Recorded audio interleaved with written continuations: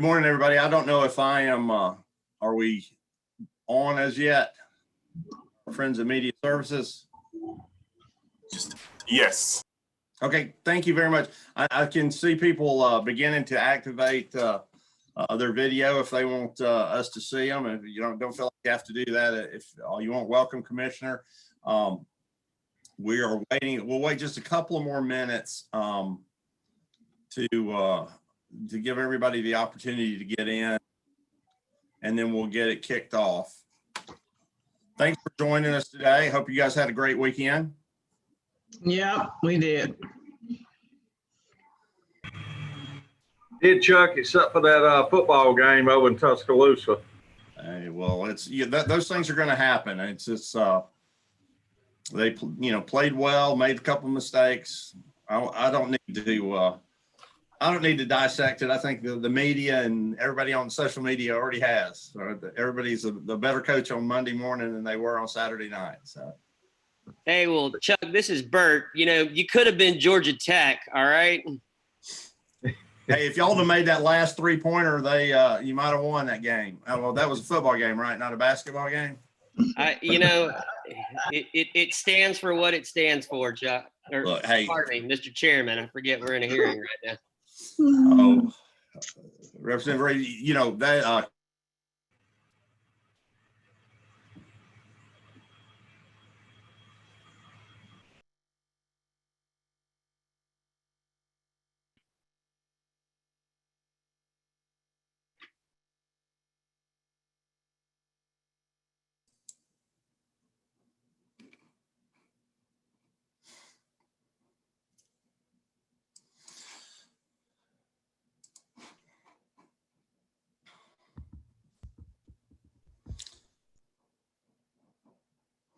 Well, let me ask Commissioner Dozier. I think there was a little mix up in timing with the chancellor. So do you mind if we bat out of order relative to the agenda and you could kick us off? I'll give you a couple minute head start there. And then after we do a brief introduction here, can you lead us into this morning?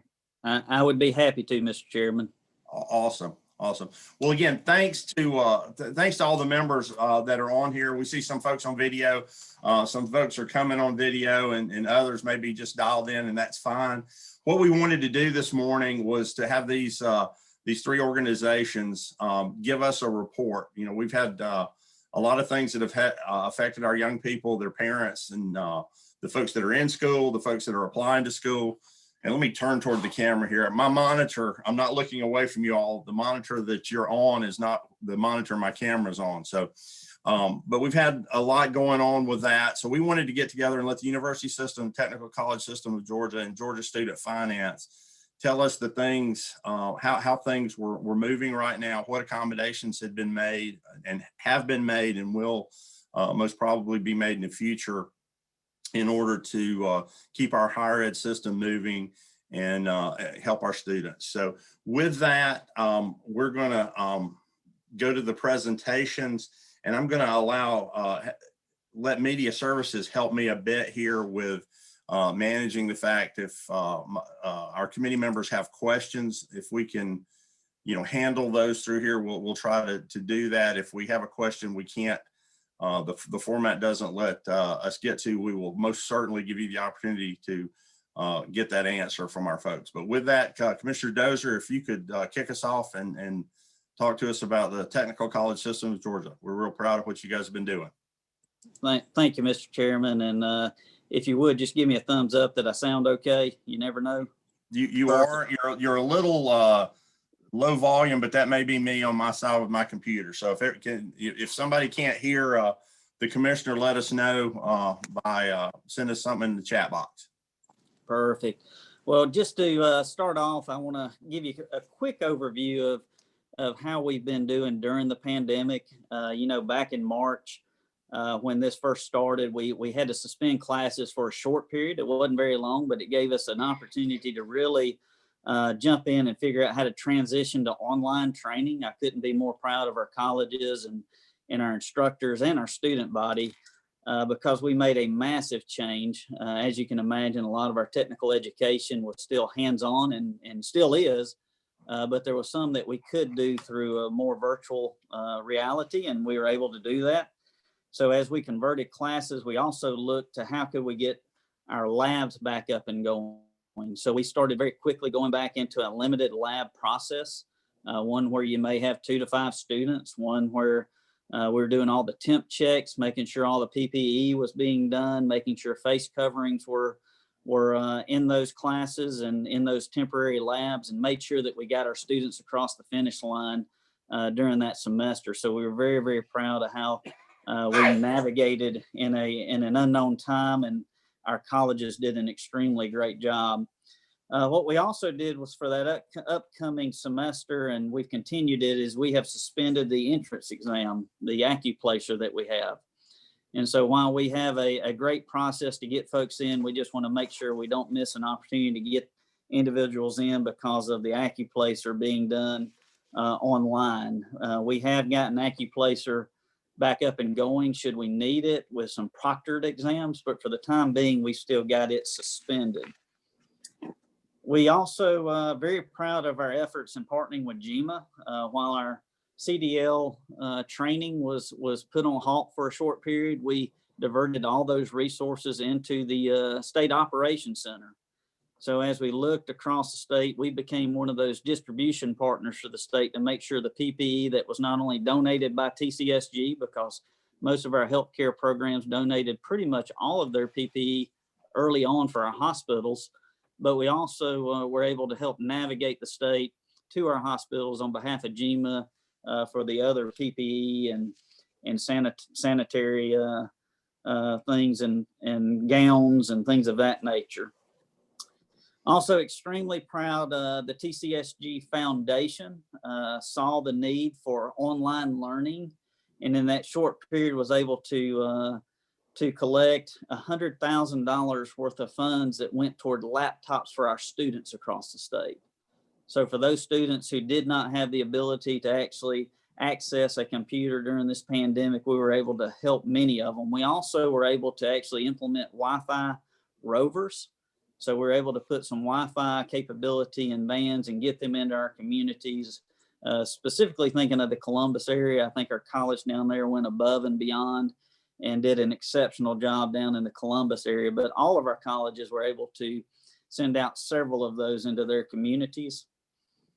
We've also did something I'm very, very proud of, is we were able to add some free online professional development training.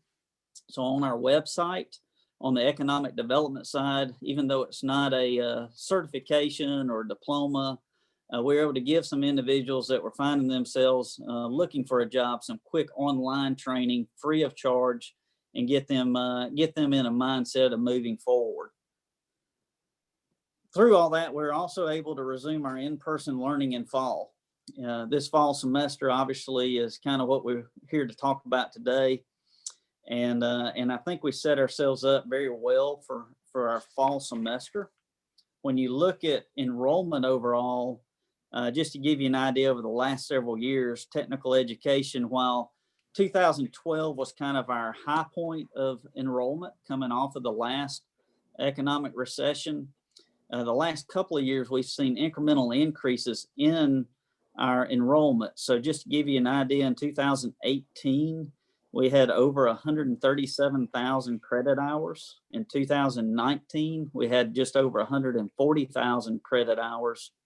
And in 2020, we had over 143,000 credit hours. So we were very, very proud that the last 3 years we've been seeing an increase in enrollment. A large portion of that was related to dual enrollment. Just to give you an idea of dual enrollment in those numbers, we've gone from 26,018 to 31,019 to 35,000 in 2020. So what does it look like here in fall past the pandemic? Just to give you an idea, in the technical education side, we have just over 95,000 credit hours of enrollment right now. When you look at all sectors, whether it's adult education, economic development, workforce training, we have just over 127,000. While that sounds like a lot and we're very proud of it, it's also not as much as it was last fall. So we're looking at a total of about 8% below last fall at this current point in time. That will shrink. We have a couple of mini-mesters coming up that are considered in fall enrollment.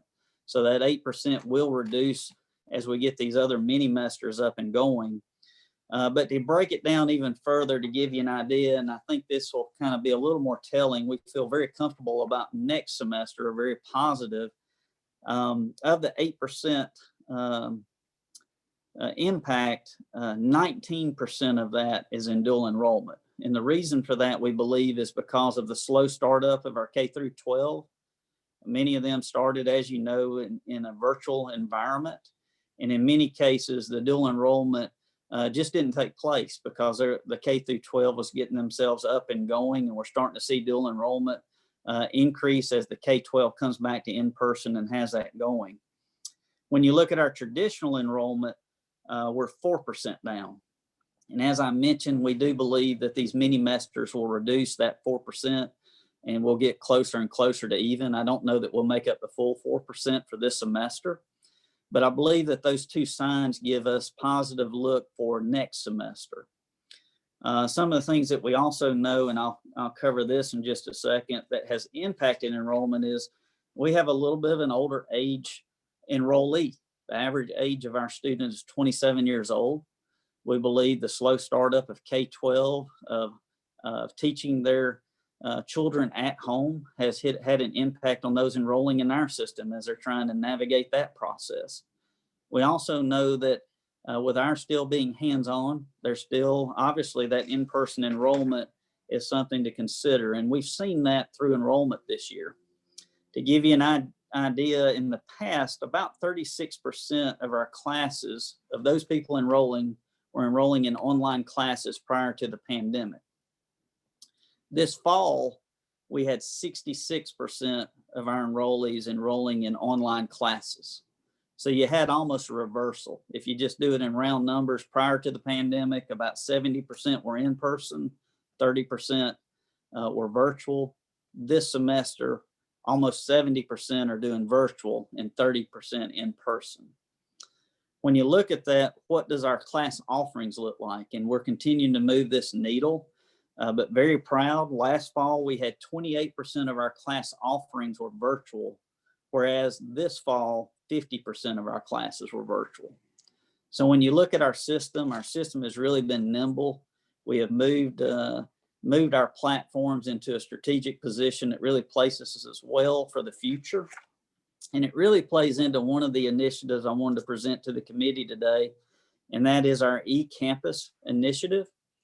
We were very blessed that we were awarded $10.4 million of the GEARS money, the governor's emergency relief funds, emergency education relief funds. That $10.4 million is to give us a foundation for an eCampus. And in simple terms, what that is it really provides a full access across the state, no matter where your service delivery area is. But it also isn't a college in and of itself. Some of you may remember when we had GPTC over here, which was the virtual college here at the TCSG. There you enrolled separately into this as a separate college. With eCampus, this is an arm of the college. So a student who enrolls in one of our local colleges can either enroll in an eCampus course, or they can enroll in a course that's offered there at the college, or one that's virtual only offered at the college. So it gives us an ability to have a platform to make sure that we offer courses statewide, but it also gives us a shared resource platform, one where we have a great instructor at one college that can be used from a global aspect. To give you one example of one of the areas that we're going to be piloting in this, and that is our cloud computing. We've talked about that last session, that we're real proud to launch cloud computing. That course can be done primarily virtually. Today it's only offered on 2 campuses since it's a new program, but once this eCampus is up and running, it can be a statewide course offering. So we're very, very excited about this offering and believe it's truly the foundation for the future. Another item that I want to bring to the attention of the committee today is our USDOL Dislocated Workers Grant. Last time I presented to you, I mentioned that Georgia was awarded a $12 million additional grant during the COVID times. And that's for your dislocated workers and those work experience programs, which are primarily temporary work during this time. Somebody needs some help doing temperature checks. At one point, helping getting meals to students during the school time. So you have two portions of that. The primary portion of it is the displaced workers, but there is a portion for that work experience side. As you may or may not remember, Georgia had a great unemployment rate prior to the pandemic. As a result, our DOL funding was reduced because of our low unemployment rate. We were very blessed that the 12 million came in to help us in a time where we lost monies, really regain the foothill of the monies that we had in prior years. And now the second award of this of 13.2 million will push us even ahead. So your 19 local workforce development boards that are in your communities will have that additional money infused for the dislocated workers, basically training our future workforce. So very, very happy that we've got that, and very proud of the local workforce development boards and our partnership with GDOL. One of the areas that if we're looking at true challenges has been our adult education efforts. And I believe adult education is critical for the future. Those folks that come out that do not have a high school degree or a high school equivalency, that is a pathway that we take serious, and one that we know is part of our future workforce. During this time, we have several things in Georgia to be proud of, but we're still got to pick up the pace to meet our adult education needs. As you know, that is fully federally funded. It is completely free to those that are enrolling into this program. And one of the things that we saw was it was very hard to enroll individuals because it had to be done in person. And during this pandemic, Georgia was the first state in the nation to build a system, a statewide system that will allow us to register our adult students virtually. I apologize for getting tongue-tied there. So we are actually a model that others are looking at, because some of the verification in order to enroll was to make sure you met all the federal requirements. So most of that had to be done in person prior to this. And I'm just very, very proud of our team here at TCSG for navigating that and finding an acceptable way to get our students enrolled. We've also, although it's extremely hard, we've also made sure that we haven't forgot about our adult learner in the virtual platform. So today, we primarily use Blackboard as our virtual platform for education. We did not have any Blackboard offerings that were in the adult education arena. And the team has really pushed extremely hard, and we have some offerings for our adult education arena for Blackboard in the virtual teaching environment. We've also continued to move forward. We had launched Career Plus, if you remember last session right before the pandemic.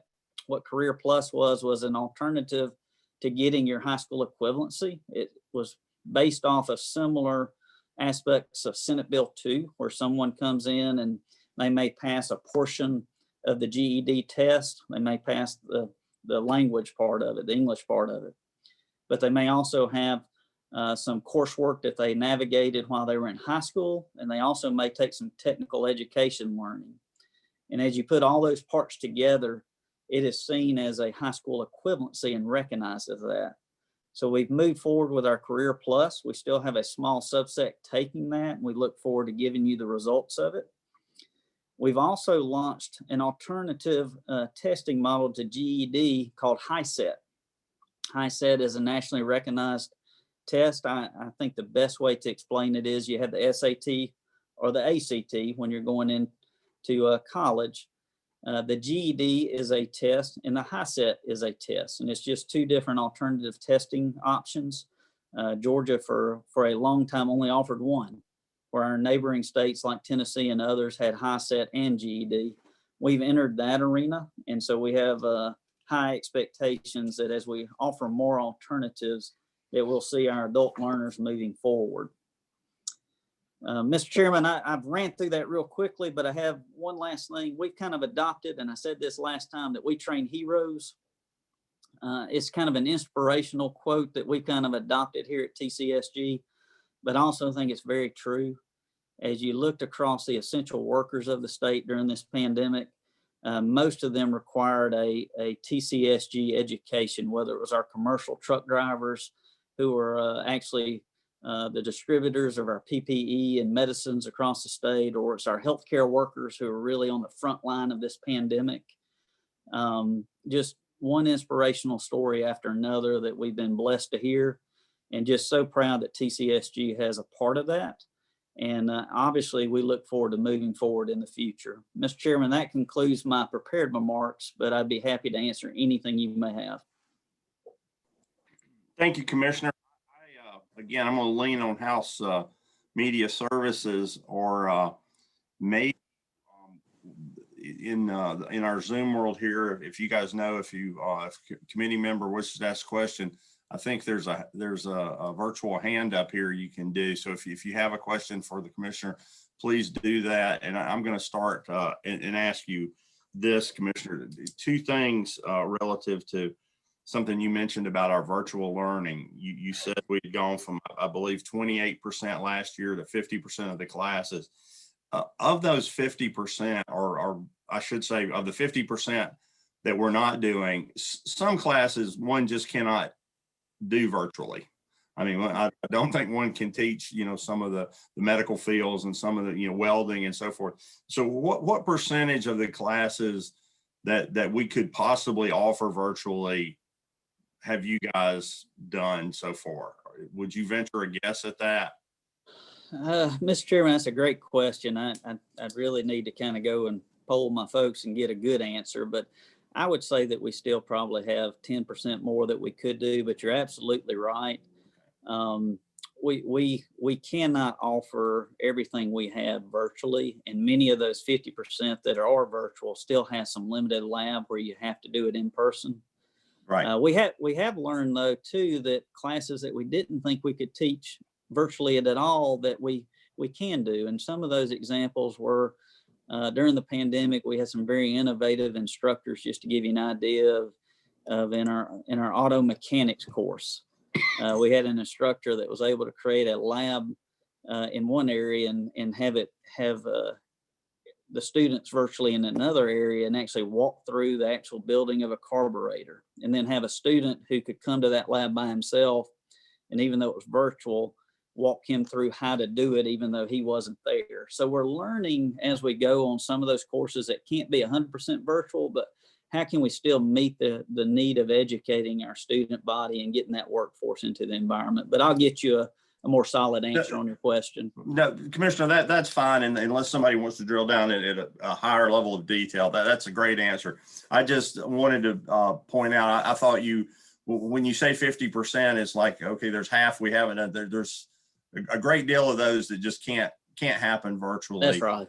And so that's great news that we've provided that ability to folks.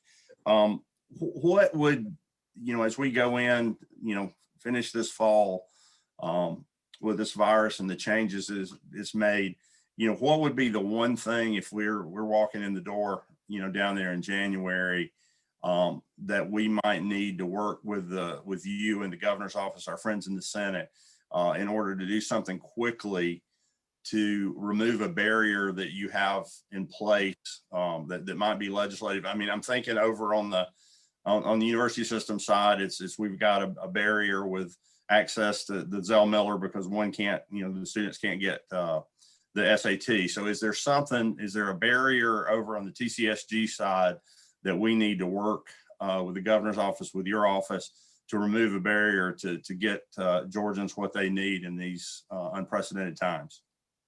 Yeah, great question. I think one of the things we're wrestling here and is making sure that our Hope Career Grant is that focus of the future, and that the courses that are in there match what the workforce demands are of the future. One of the things that through this pandemic that I continue to get asked, and I think it's a relevant question, is how are the jobs changing as a result of the pandemic, and how is that changing the education you're providing at TCSG?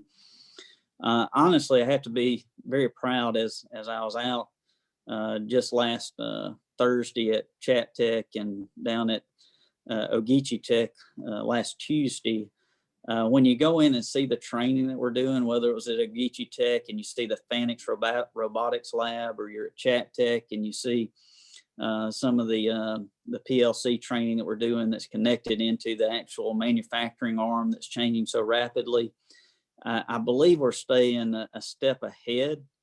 But at the same time, one of the reports that we saw from the SREB, I believe, to your committee, was that we've moved up that job change by 5 years. So I think one of the things that we're looking at here, and it's not a direct answer, is there something we need to change on Hope Career Grant, or something we need to add or take away or do something of that nature, just to make sure that those career fields match as the jobs have changed.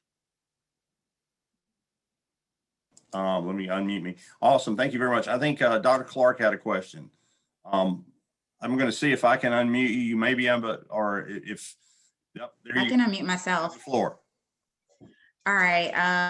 Thank you, Mr. Chairman. And thank you, Mr. Dozier. I have a question about how the faculty of TCSG were able to, I guess, choose whether or not they did virtual instruction. So you gave us a ratio of virtual only versus in person. Was that something that was decided by the individual, instructors, or by the individual departments on how that would be done? Or is that something that the instructors themselves said, I can teach my class virtually, so therefore I would prefer to teach virtually over teaching in person?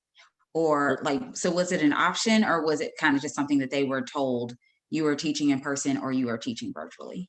Yeah, great question, and I'll have to answer from a general perspective, because each college functions independent in the manner of what they're offering. Meaning we have a system, but we also, each college is SACS accredited individually. And so each college has independence as far as the courses they teach approved by the state board and by TCSG. So each college, I'm sure, went through a different process on how to identify which courses and which instructors would be teaching those coursework. So I'd have to, if you have a specific college in mind, I'd be happy to get with you after this and try to get to the bottom of how they went through the process of selecting the courses and selecting who taught those courses. Thank you for your answer. I don't have a specific college in mind. I was more wondering, generally speaking, how they decided which courses got to be virtual and which courses had to be taught in person. But thank you for your answer. Yes, ma'am. Commissioner, can you confirm this for me? I believe I know this to be true, but can you confirm this to me? Relative to the teachers, we have federal laws that we work with, in these areas, just like any other business. And isn't it true that in a place where there were accommodations, needed and required by federal law, that we've done that in the TCSG? I mean, relative to our instructors that had, accommodations they needed because of the virus. Just want to be very clear that we didn't put anybody back to work that would put them in any inordinate danger. Is that fair to say? Yes, sir, Mr. Chairman, that's fair to say.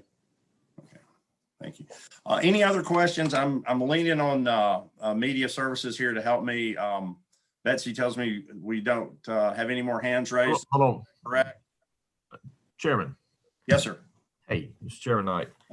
Chairman Knight, yes, sir. Yeah, and thank you for this. And Commissioner, thank you for the update. I know you and I have had some discussions also.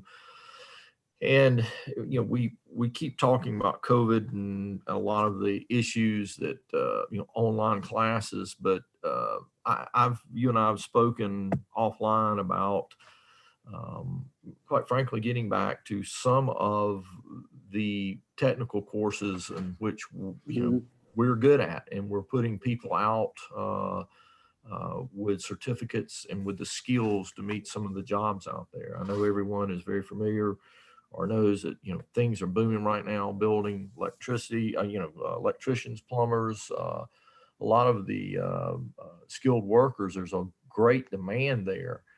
So, just to follow up with that's sort of going away from the online stuff back to what some of the traditional skilled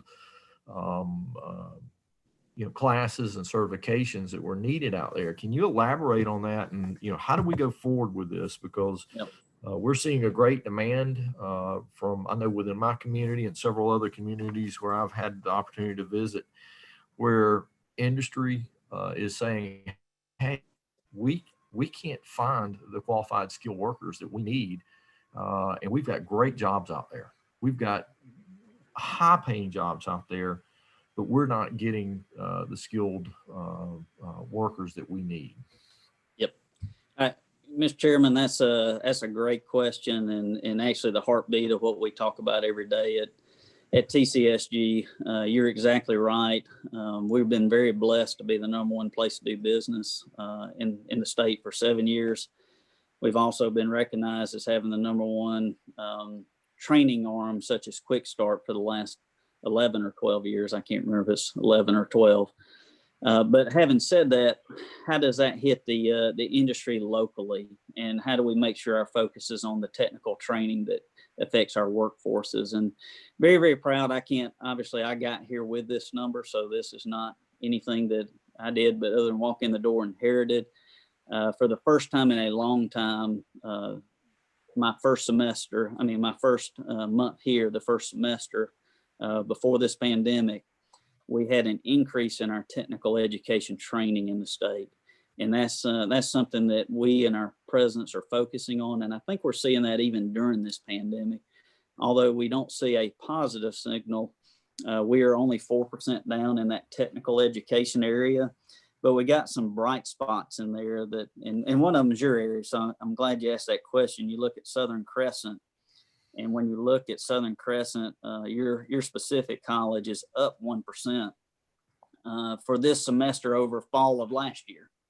And when you look at that number, it'd be up even a lot higher if our K through 12 system had been able to actually push the dual enrollment as a normal process. And please don't mishear me. I'm not knocking K through 12 on that, because they were doing everything they could. But K through 12, dual enrollment was down, or is down 17% at Southern Crescent. But our actual traditional enrollment is up 8%. So when you look at some stories like that, and I could go on and on through our colleges and pick out a few others. Lanier Tech is one of those that just jumps off, where we're up 13% on our technical education side, and Georgia Northwestern 9%. Now I'm giving you the positives. We've got a few that are negative also that I have to own as well.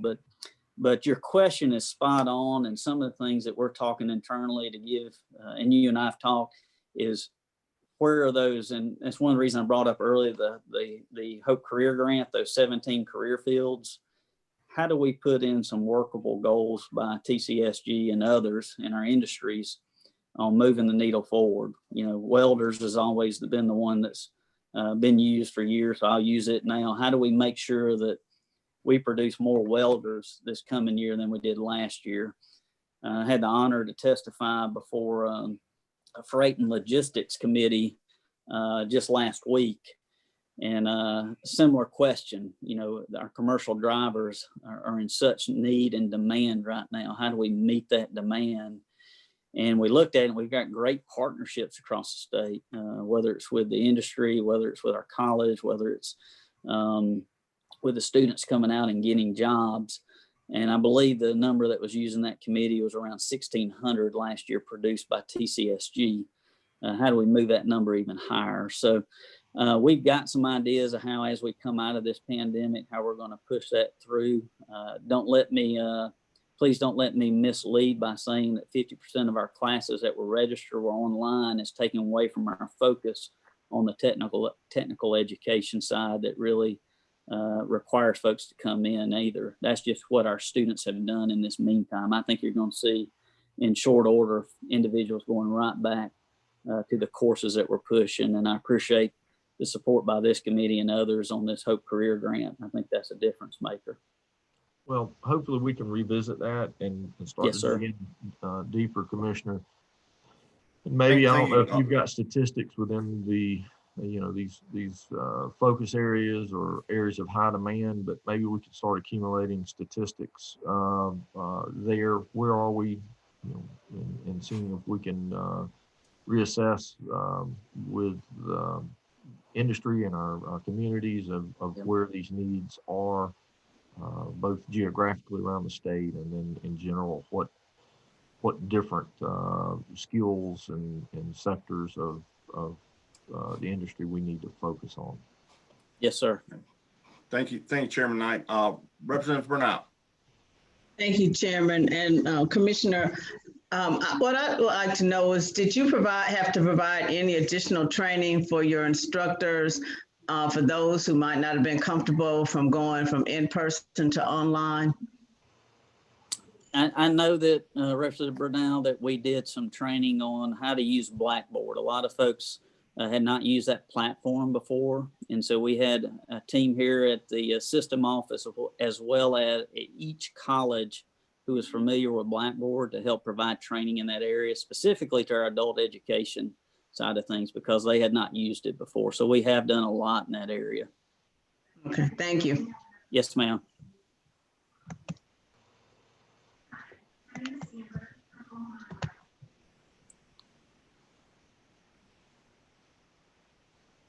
Mr. Chairman, you're on mute. I'm trying to turn off the background noise. I sound better muted.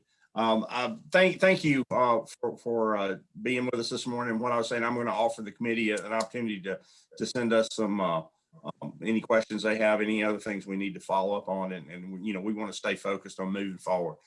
These have been tough times for everybody. You guys have done a great job, not only in working for our students, but also helping the group that was delivering aid to people that were impacted by the virus. So I think maybe not everybody realizes just how much TCSG did in the call to service to provide services to Georgians, not just your core mission of education. So thank you for doing that, and we'll move on in our agenda. And you're welcome to stay, but I know I think you had other things you needed to do this morning. So if you need to drop, we appreciate you. Thank you, sir. You bet. Pardon me. Moving on the agenda is Commissioner Riley. Are you with us over there somewhere? Good morning, Mr. Chairman. There you are. Yeah, you have the floor. Yes, ma'am. Welcome, Chris. By the way, let me stop just a second. And for those of you, since we've met, we have a maybe you have muted me again. No, I'm back there. That we Commissioner Lynn Riley has joined the group. So welcome aboard. Good morning again. Thank you for having us here today. Just 3 months in on my time here at Student Finance Commission, and very proud to have joined an exceptional team of professionals who have kept all engines running perfectly through our challenges of the pandemic. In May, the Georgia Student Finance Commission met and took action to extend the filing deadline for SAT and ACT qualifying test scores for eligibility in the Zell Miller Scholarship Program, as well as for students that needed those scores for the Hope Scholarship Program. Pursuant to Governor Kemp's executive order of September 30th, we will be presenting at our November 6th board meeting a request for the board to ratify the executive order that set aside the need for those SAT or ACT test scores until June 30 of 2021.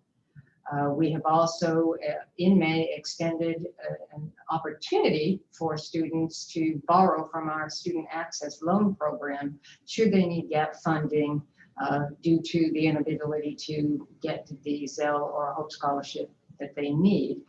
Our anticipation is that when the student submits the qualifying test scores, the commission will retroactively apply funds to their needs at the institutions that they are attending, and that we will make the students whole at that time.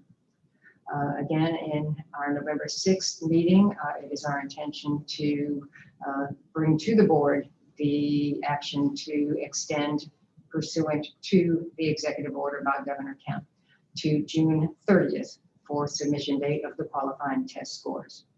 One other item that we will be administering in the near future is years funding for the private institutions. A $10 million allocation was provided, and the Student Finance Commission will be charged with ensuring that distribution to the private institutions here in the state of Georgia.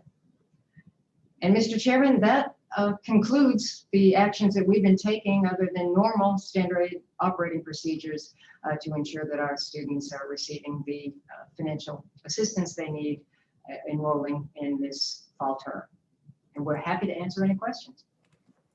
Thank you, Commissioner. And just to be clear about that, the June 30th date for qualifying score for the SAT or ACT submission for the Zell Miller Scholarship is for the 2020 graduates, correct? That is correct. So, and I draw that distinction for the committee members.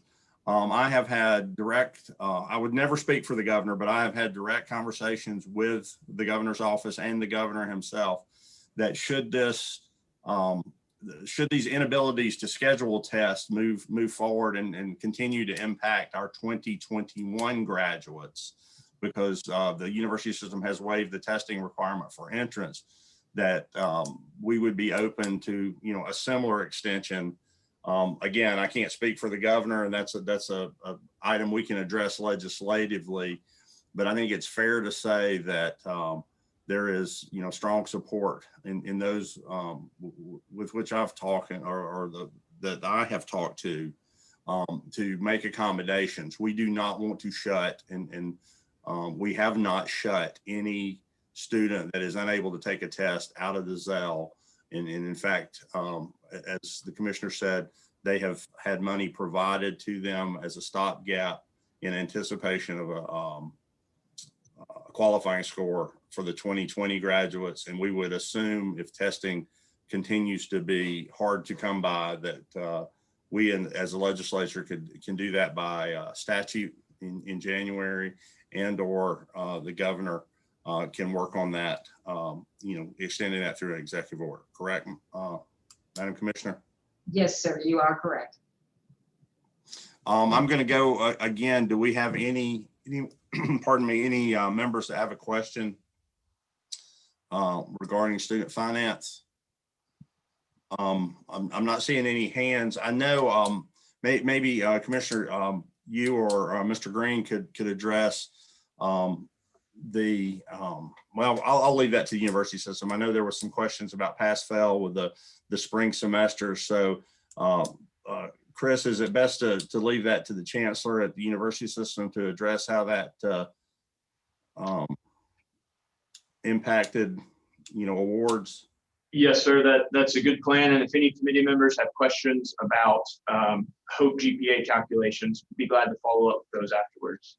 Okay, and also it's we did. Can you just in just a minute address the accommodations that the commission made relative to students that were adversely impacted because of connectivity? They had ways that they could apply for accommodations, correct?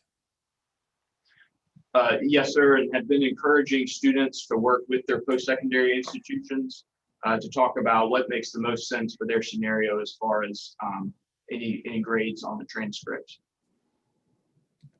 Yeah, the idea there is we don't want anyone harmed because they happen to be in a place where their course went online and they, for some reason, couldn't gain connectivity, but it was past the drop add date. We wouldn't want that to impact their ability to continue to succeed. So thank you very much. I don't see any questions, Commissioner. Thank you and Mr. Green for joining us. I don't know, last call for questions. I think we have none, so we'll move on to, I see the good Dr. Wrigley has joined us there. So we will move on to Dr. Steve Wrigley. Thank you, Mr. Chairman. Can you hear me okay? We can. Good morning, and appreciate you adjusting the order of presentations. We had a little snafu on our end, but we're ready to go, and appreciate the opportunity to update the committee on several things since we've last gotten together. I know COVID-19 response is on everybody's mind. I'll take us back to March, very early on. I'm very proud of our system, and I know Commissioner Dozier mentioned this. Early on, we participated in responding to the immediate crisis. Our institutions actually donated a lot of supplies and materials to the Georgia Emergency Management Agency so that they could then provide those to hospitals and other medical providers and help meet the immediate emergency. As research institutions and teaching institutions, nursing programs, we do have ventilators and gloves and sanitizer, and our institutions donated something like 375,000 gloves. We made 38 ventilators available, masks we donated, medical gowns, goggles, thermometers, all of the materials that there was some concern, and we worked closely with GEMA on that, and I feel really good about the quick response and the way in which our institutions responded to help meet that need. You're probably aware that several of our institutions worked with the National Guard and GEMA to help stand up a testing response. There were daily phone calls for a long time, and I think they may have become weekly now. But our institutions not only moved PCR machines around and helped identify supplies, but also set up testing sites and responses, and again, to help supplement what GEMA was doing, the National Guard, and of course the Department of Public Health. So once that stabilized, we pretty early on decided that for fall we wanted to plan to return to in-person instruction, and so we began that planning effort the first part of April. Our basic approach early on was that we would make decisions believing that the virus would be in our midst for some time to come, that it wasn't going to go away in a couple of weeks or even a couple of months. And so our approach was to try to think and just think long-term and make more long-term decisions. A lot of people have worked really hard. I just want to pause a minute and thank our presidents and their teams, assistant staff, who've gotten us to today. We're 2 months into the fall semester. I applaud all this work. It's really, the word unprecedented is insufficient, I think, to describe what everyone has faced, and I know y'all have as well. But I feel good about what we've done thus far and the effort that's gone underway. Mr. Chairman, you've also been available, and we've spoken several times, and I appreciate your accessibility and your providing help and guidance along the way, and very much. Again, as we prepared for fall, we focused on health and safety. We worked very closely with the Department of Public Health and with GEMA to prepare our plans. We had all of our campuses participated in a training effort by the National Guard about how do you best clean facilities. We have then obtained PPE that we provided to our campuses as we prepared to reopen and for fall semester and bringing workforce back over the summer. And so those supplies that were donated, we were able to get support from GEMA and DPH and others to provide those back and then some. And ultimately wound up providing literally thousands of gallons of sanitizer and gloves and masks and plexiglass shields, over 2 million cloth and surgical masks. So it was just a big logistical effort to make sure that we had our campuses ready from that standpoint. Our institutions began planning, as I said, in April for how they would provide instruction in the classroom. And we wanted to maximize in-person instruction, but recognizing that not every class could be taught that way for a variety of reasons. Every campus is different, the space is different, the nature of the class is different. We established some guidelines at the system level based on a committee that was composed of 5 presidents and led by President Jerry Moorhead at the University of Georgia. Obviously, social distancing was a key, an emphasis on wearing a mask and hygiene, the standard practices that we're all very familiar with now. All of this designed to reduce the risk of infection. And again, I want to thank in particular, Dr. Kathleen Toomey and the help that DPH has provided us and the guidance. It's been a big, complicated undertaking for 26 very institutions, and I feel good about how we began fall and where we are now. Every campus has a testing program. We have supplied more than 200,000 test kits that we obtained, again, working with DPH and GEMA from a couple of vendors. And on top of that, every campus has its own strategy. It's either built around partnering with DPH or a local private partner, or doing the testing themselves, or some combination of the 3, depending on the nature of the campus and the capacity that each has. In the classroom, we have a mix of in-person instruction, hybrid or blended learning, as they call it, and online only. We're at the beginning of the 11th week of instruction for the campuses. It started the earliest. We had several that started the week of August the 10th. So they're beginning their 11th week of instruction. We feel good about where we are. We think our plans are working. We know we have to remain vigilant. We keep reminding our presidents they need to remain vigilant.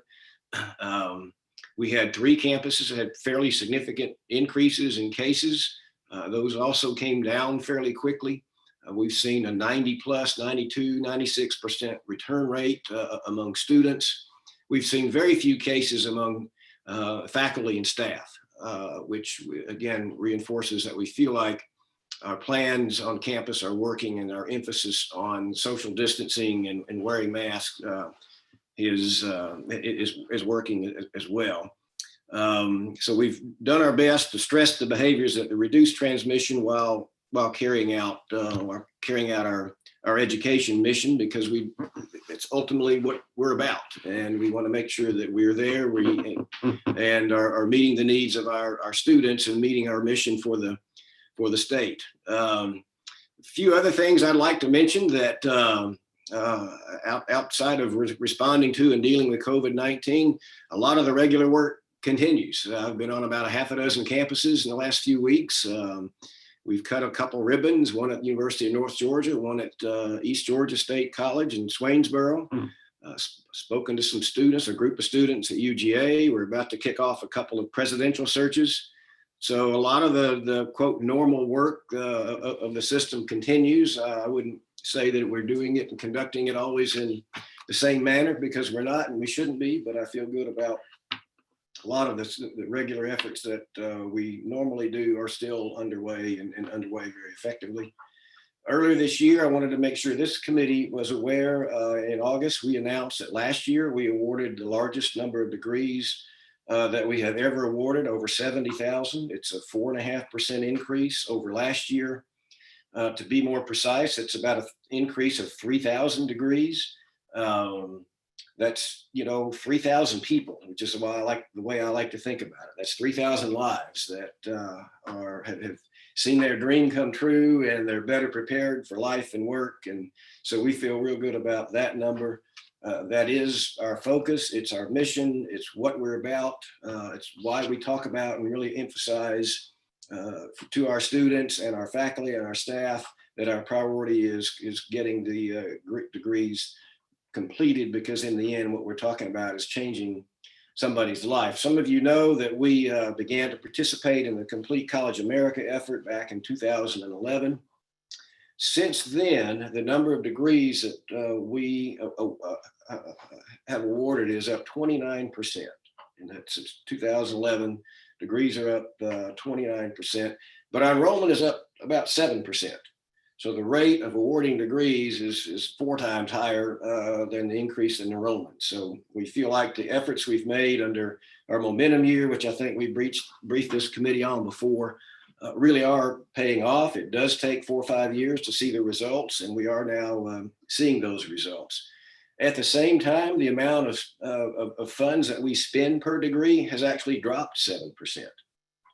So what all of that means, I think, Mr. Chairman, is the rate of growth in awarding degrees is up at a much faster rate than enrollment, and the amount of money we spend per degree is down. And I think that's what this committee charges us to do, and it's something that we focus on, and we feel good about progress in that area. One of the reasons is the board has made an effort to keep tuition down.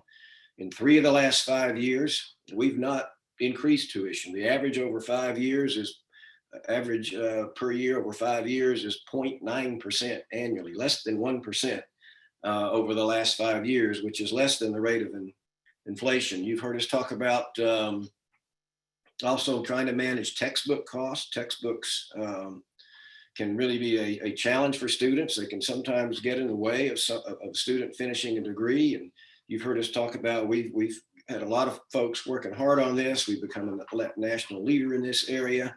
So that at this point in time, the no and low cost options for textbooks throughout the USG, just this past spring semester, saved students $27 million. So that's another area we feel like is important for us to focus on. I want to give a shout out to ABAC down in Tifton. Now offers 89% of its sections with either low cost or no cost options for textbooks. So that's they're the highest in the system, and they've worked very hard, and it's a real tip of the hat to them. Affordability is important for completion.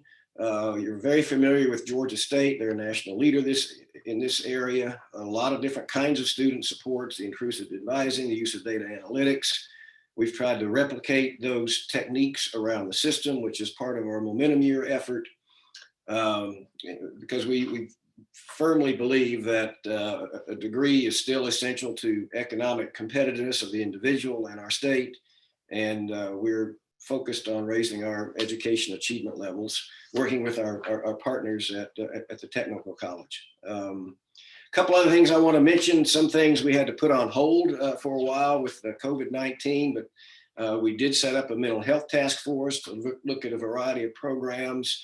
Appreciate support from the governor's office, from funding from the GEARS account. That effort's being chaired by our presidents at Albany State and Valdosta State. We've set up a committee to look at post-tenure review.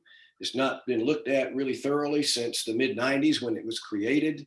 We just want to make sure we are at the cutting edge of best practices and that faculty remain productive throughout their careers. And that committee is chaired by the provost at Kennesaw State. Just one quick note about research work. As you know, our Research One institutions and many of the others carry out sponsored research. Our ones, just the 4 Research One institutions this past year carried out $1.6 billion worth of sponsored research. And we're proud of that. We're not just proud of the funding involved, but the work and everything from agriculture to medicine to help improve blueberry production and treat and learn more about Alzheimer's. Those institutions are also at the forefront of developing testing and therapies for COVID-19. So a real shout out to those institutions and the effort, because it is such a fundamental part of what the university system does, that adds to the state's economy, creates jobs, and creates new knowledge. Final note, the data's out about economic impact, in our 26 institutions collectively generate more than 157,000 direct and indirect jobs around the state and have an annual economic impact of $18.5 billion, which is also a 4.5% increase over last year and creates a bigger employment impact in Georgia than the top 5 employers combined. So I feel good about where we are. We feel good about continuing to carry on our missions of teaching, research, and service, even in the face of COVID-19. And we're committed to that, and we will remain committed to it. And I just very much appreciate your support and interest, and the support and interest of this committee. And with that, Mr. Chairman, I'll stop and be glad to take any questions. Thank you, Mr. Chancellor. We got a couple of questions I want to get to, but could you, we asked Mr. Green, Chris Green at Georgia Student Finance, and he deferred to you. You may have heard, I don't know when you joined, but I know there was a lot of worry about our students being their grade point average and perhaps their eligibility for HOPE being impacted.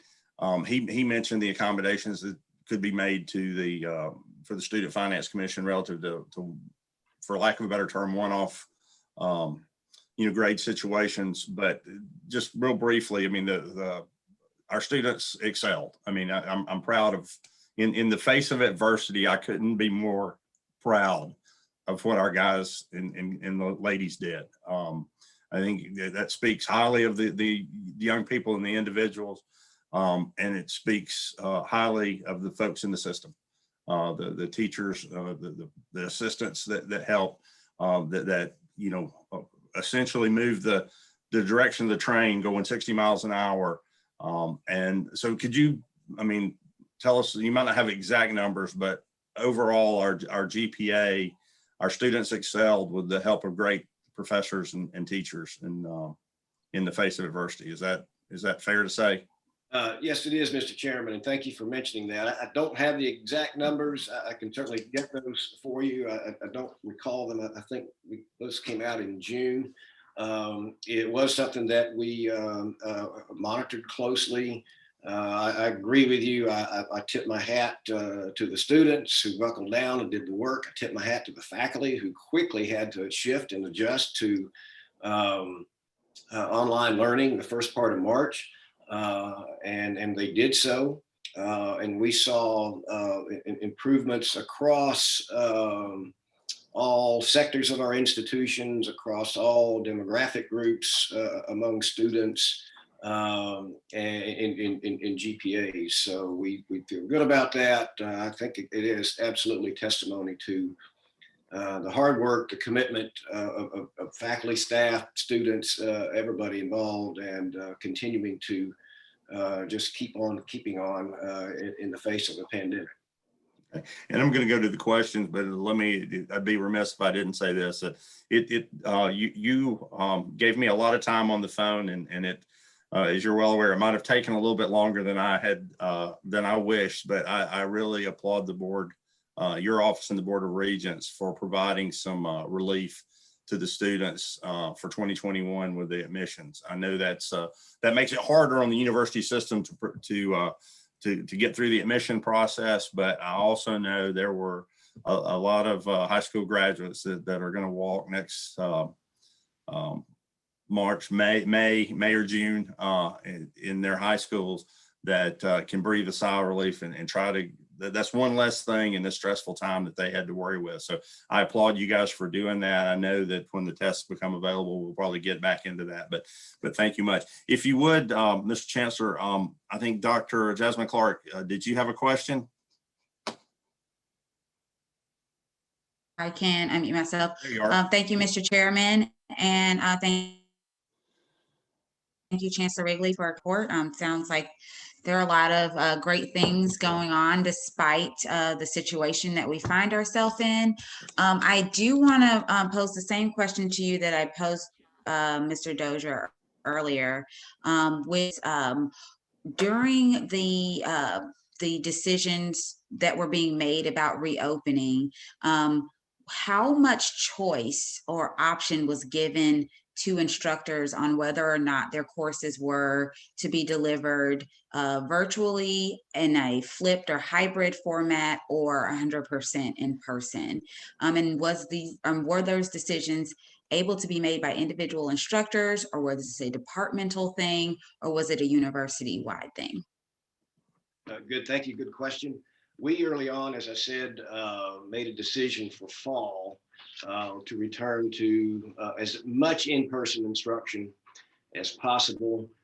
We had a committee of 5 presidents who put together 30 pages of guidance that we then supplied to each campus. And we, from the system level, had several sort of basic principles we wanted each campus to adhere to. We know we can't have uniformity, but we do try to have consistency, if that makes sense.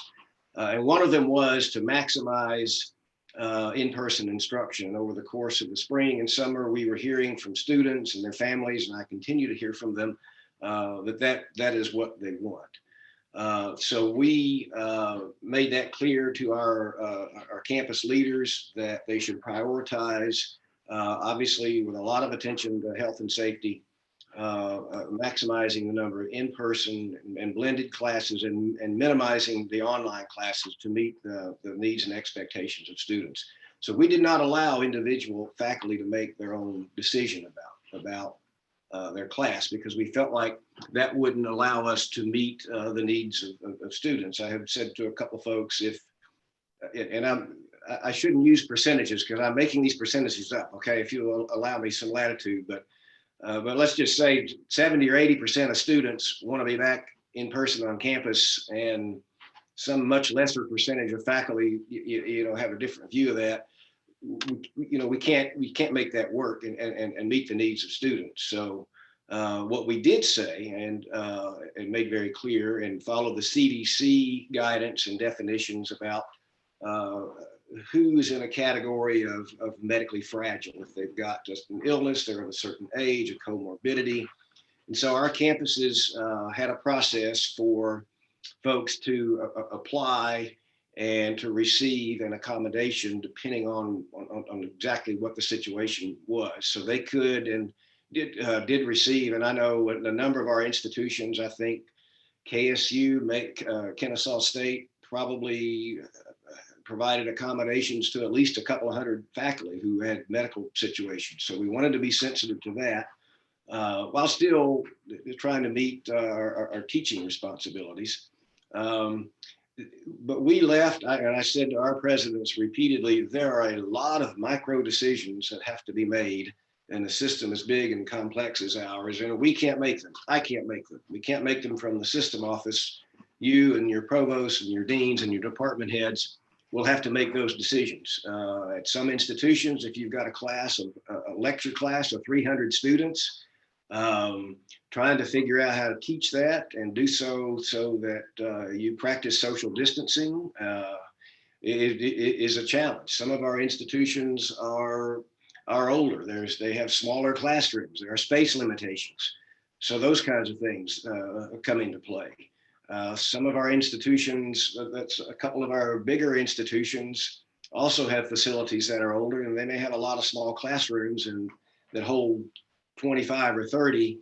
And in this environment, you clearly can't put a class of 25 or 30 in a classroom that holds 25 or 30. So we said very plainly to our institutions, within these broad parameters, there are a lot of micro decisions. You're going to have to apply the basic principles. You're going to have to adhere to the health and safety guidelines. You need to make sure we accommodate people who need an accommodation if they meet the CDC definition of medically fragile. All of those things were coming into play and work together, while at the same time we wanted to meet the expectations and needs of students. So that's probably a long answer, maybe longer than you wanted, but it was a very complicated effort that, as I said, there were a lot of micro decisions made on each campus in the end about how each class would be taught. Okay, thank you for your answer. Sure. Thank you, Dr. Clark. I think we had one more question. I don't know if it's Representative Gardner. Did you want me to ask the Chancellor, or do you want to unmute and ask the Chancellor your question about H-1B visas for students and staff? Well, Mr. Chancellor, while the representative is checking or maybe trying to unmute, Representative Gardner, Pat Gardner, asked if we were experiencing, or I guess more directly put, are we aware that if any of our students and staff are experiencing issues with H-1B visas because of the decisions that have been made around the pandemic and travel, and if so, are we working with them to try to keep those folks where they need to be? My most accurate answer is I'll have to get back to you. There were some issues some issues fairly early on. I've not heard much from our campuses about that. I had weekly telephone calls with our presidents, and so that we can exchange those kinds of issues and challenges and information. I've not heard much of that. I will check and get back to you on that. Typically, if there's something that is a significant issue, we would be aware of it, but I haven't heard about any of those issues recently, but I'll check to see if there's anything like that. Okay. Sounds great. And again, I'm looking. I have another question from Representative Gardner. I think I'm in her virtual interpreter today. She said, and she's asking questions. She said, and the new Department of Labor standards, I guess, relative to the H-1B visas. Is that something you need to check on and get back with us? Yeah, I would. Yeah, I think. Okay. Yeah, I need to get back. Did they? If I'm thinking about the same thing, did they not? I don't know that they wound up implementing those. I'll have to check on that and get back to you. Okay, I'll do that. I don't. Representative Gardner, I may be on the phone. She may not be available to and verbally. We'll follow up with her. I'll just so we'll get that information for the representative and distribute it to the committee. Are there other questions for the chancellor regards to the university system here? We've gone a few minutes over. I'll just let everybody have just a second before we wind it up.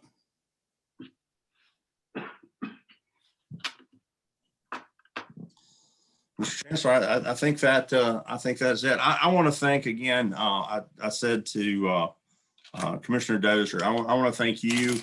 You mentioned President Moorhead over at UGA. He spent a great deal of time with me on the phone that he didn't have to, as busy as he was, and I certainly didn't require it. But I asked it for a quick call one day, and he just, you know that Jerry Moorhead cares about the students on the campus, and he cares about the students in our university system. So really appreciative of his efforts.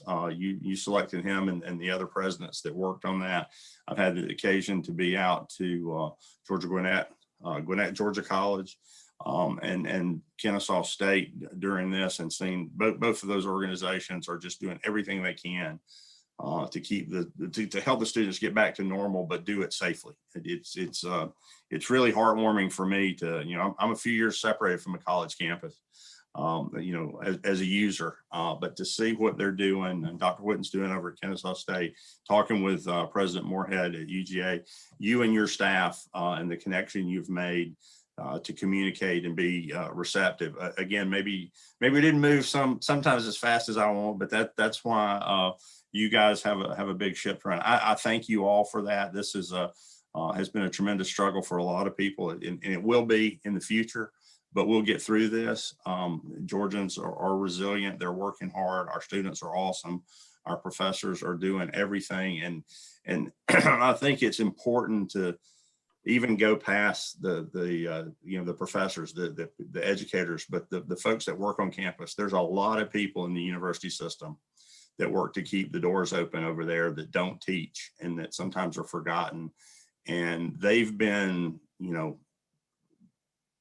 cleaning, keeping, they've been doing everything that they do, the logistics, the supplies, to get the things that they were supposed to get to the right place, and so that we could, provide this opportunity for students. So thanks to all of them, and thanks to you. And committee members, I'll wind it up with this and just ask that if you have any questions that we can get to these three organizations, if you'd like to see anything further, any further presentations, let me know. We'll do that.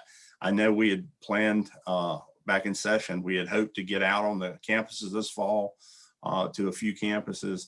We are talking to the university system about that, and the technical college system, but we're not gonna do that until and if there's a time when we being on campus would take a focus away from their core mission, and that's to educate and to keep people safe. So that's the reason we haven't done that this fall. I appreciate everybody. Does anybody have anything else, last word, good of the order, that they would like to add before we adjourn this morning? I see happy faces and some still pictures here. So I'm going to say that I see no hands raised. Let me tell you again how much I appreciate each one of you all as members. Good luck, stay safe, and we will be together again soon. Thank you very much.